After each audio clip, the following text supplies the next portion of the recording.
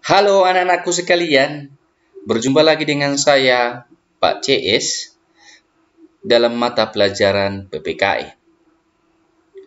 Bapak harap semuanya dalam keadaan sehat dan pastinya tetap semangat mengikuti pembelajaran online dari rumah.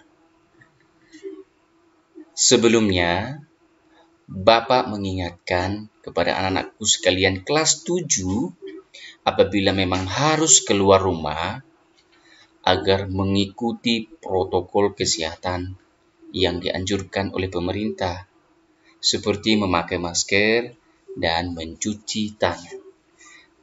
Pastinya agar terhindar dari virus corona.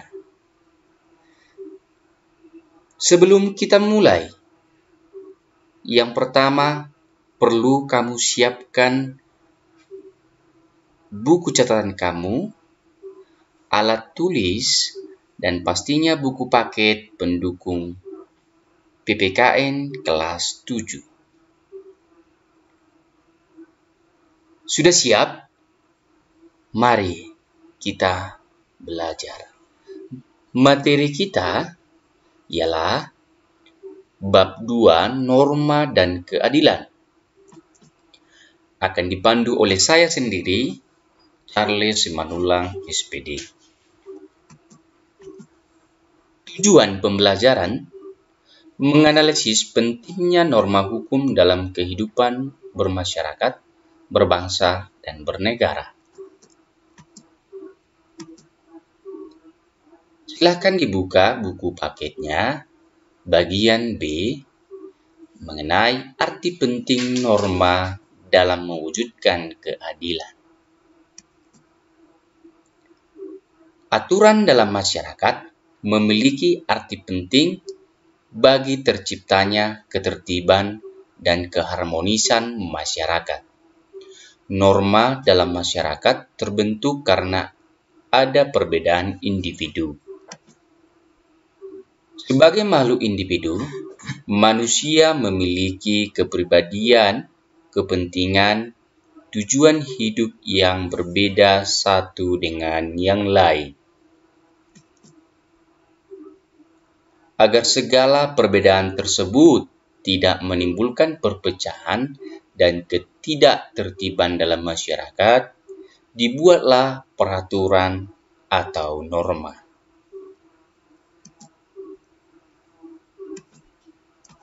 Kita lanjut. Fungsi aturan dalam masyarakat antara lain. Yang pertama, pedoman dalam bertingkah laku. Norma memuat aturan tingkah laku masyarakat dalam pergaulan sosial. Contoh, kita harus hormat kepada orang yang lebih tua daripada kita. Yang kedua, menjaga kerukunan anggota masyarakat. Norma mengatur agar perbedaan dalam masyarakat tidak menimbulkan kekacauan atau ketidaktertiban. Contoh, bergotong royong membersihkan lingkungan masyarakat.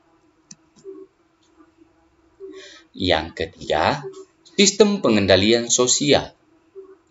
Tingkah laku anggota masyarakat diawasi dan dikendalikan oleh aturan yang berlaku. Contoh, tidak melakukan tindakan yang melawan hukum di negaranya.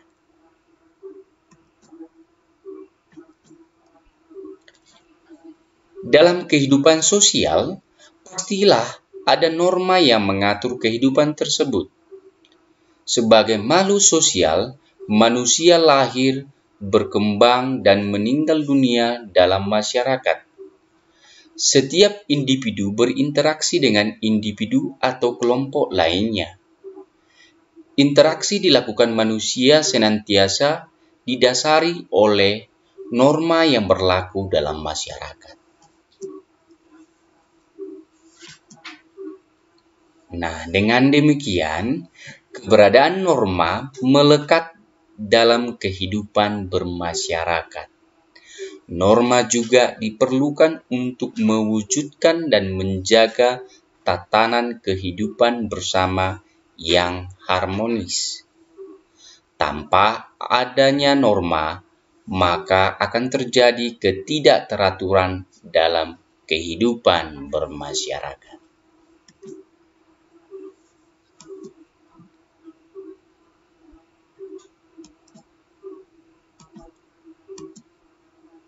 Berikutnya, dalam hidup bernegara diatur dengan norma hukum yang berbeda dengan norma-norma lainnya.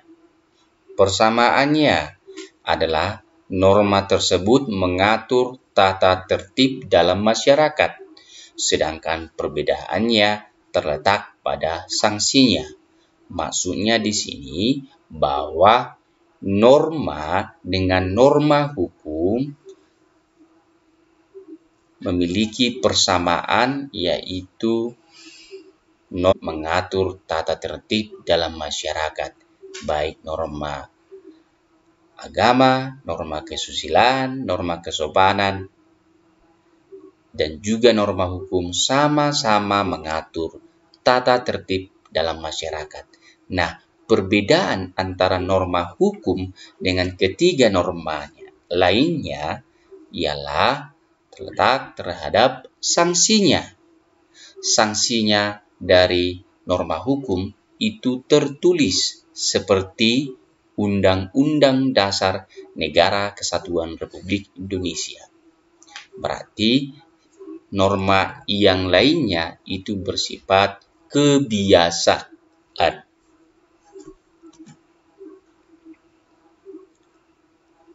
Dalam kehidupan bernegara, norma hukum memiliki peranan besar karena mengikat dan memaksa seluruh warga negara serta penyelenggara negara.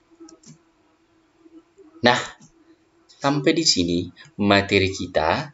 Bapak akan lanjutkan pada video selanjutnya mendalami tentang norma hukum, negara hukum, dan pastinya tujuannya bagaimana norma hukum menciptakan keadilan di dalam suatu negara.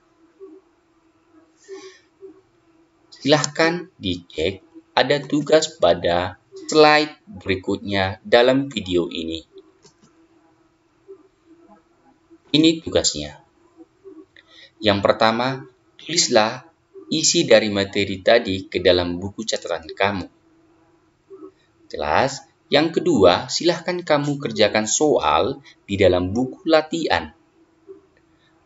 Soalnya ada dua. Yang pertama, jelaskan menurut kamu mengapa norma itu penting untuk lingkungan masyarakat. Yang kedua, jelaskan perbedaan dan persamaan norma hukum dengan norma-norma lainnya. Apabila sudah selesai dikerjakan, silahkan kamu foto berikut dengan gambar kamu.